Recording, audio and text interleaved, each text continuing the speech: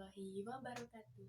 Yang saya hormati Bu Laili selaku guru pengajar Bahasa Indonesia di SMK Muhammadiyah Lumajang dan teman-teman yang saya sayangi.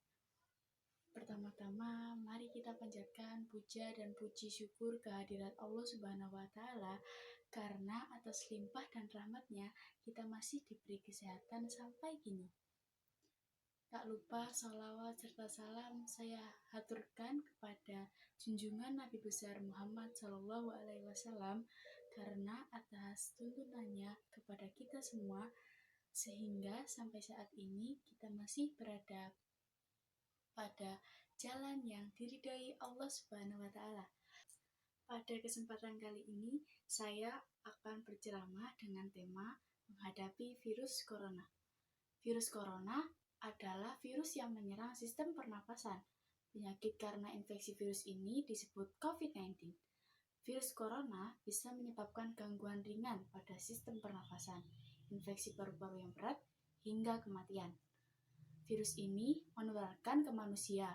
Walaupun lebih banyak menyerang lansia, virus ini sebenarnya bisa menyerang siapa saja, mulai dari bayi, anak-anak, hingga orang dewasa termasuk ibu hamil dan ibu menyusui. Infeksi virus corona disebut COVID-19 dan pertama kali ditemukan di kota Wuhan, China pada akhir Desember 2019. Virus ini menular dengan sangat cepat dan telah menyebar ke hampir semua negara, termasuk Indonesia, hanya dalam waktu beberapa bulan. Hal tersebut membuat beberapa negara menerapkan kebijakan untuk memberlakukan lockdown dalam rangka mencegah penyebaran virus corona. Di Indonesia sendiri diberlakukan kebijakan pembatasan sosial berskala besar atau PSBB untuk menekan penyebaran virus ini. Gejala awal infeksi virus corona atau COVID-19 bisa menyerupai gejala flu, yaitu demam, pilek, batuk kering, sakit tenggorokan, dan sakit kepala. Setelah itu, gejala dapat hilang dan sembuh atau malah memberat. Penderita dengan gejala yang berat bisa mengalami demam tinggi, batuk berdahak, bahkan berdarah, sesak napas, dan nyeri dada. Gejala-gejala tersebut muncul ketika tubuh bereaksi melawan virus corona. Secara umum, ada 3 gejala umum yang bisa menandakan seseorang terinfeksi virus corona, yaitu pertama, demam, suhu tubuh di atas 38 derajat Celcius. Yang kedua, batuk. Yang ketiga, sesak napas. Gejala-gejala COVID-19 ini umumnya muncul dalam waktu 2 hari sampai 2 minggu setelah penderita terpapar virus corona. Segera lakukan isolasi mandiri bila Anda mengalami gejala infeksi virus corona atau COVID-19, seperti yang telah disebutkan tadi, terutama jika dalam 2 minggu terakhir Anda berada di daerah yang memiliki kasus COVID-19 atau kontak dengan penderita COVID-19. Bila Anda mungkin terpapar virus corona namun tidak mengalami gejala apapun, Anda tidak perlu memeriksakan diri ke rumah sakit, cukup tinggal di rumah selama 14 hari dan membatasi kontak dengan orang lain. Seseorang dapat tertular COVID-19 melalui berbagai cara, yaitu yang pertama, tidak sengaja menghirup percikan ludah atau droplet yang keluar dari saat penderita COVID-19 batuk atau bersin. Yang kedua, memegang mulut atau hidung tanpa mencuci tangan terlebih dahulu setelah menyentuh benda yang terkena cipratan ludah penderita COVID-19. Yang ketiga, kontak jarak dekat dengan penderita COVID-19. Pengobatan virus corona atau COVID-19.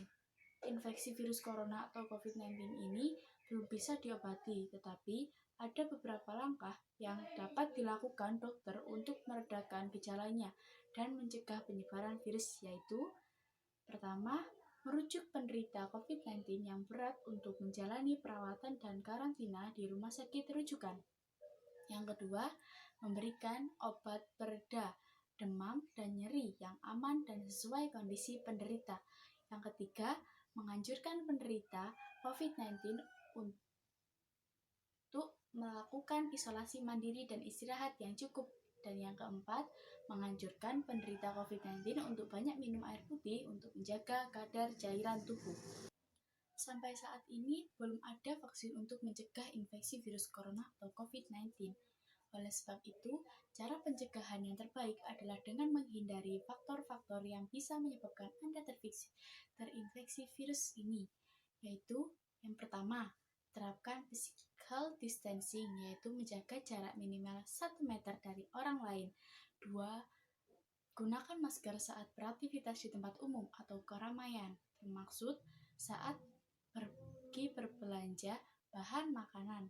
Yang ketiga, rutin mencuci tangan dengan air dan sabun atau hand sanitizer yang mengandung alkohol minimal 60%, terutama setelah beraktivitas di luar rumah atau di tempat umum.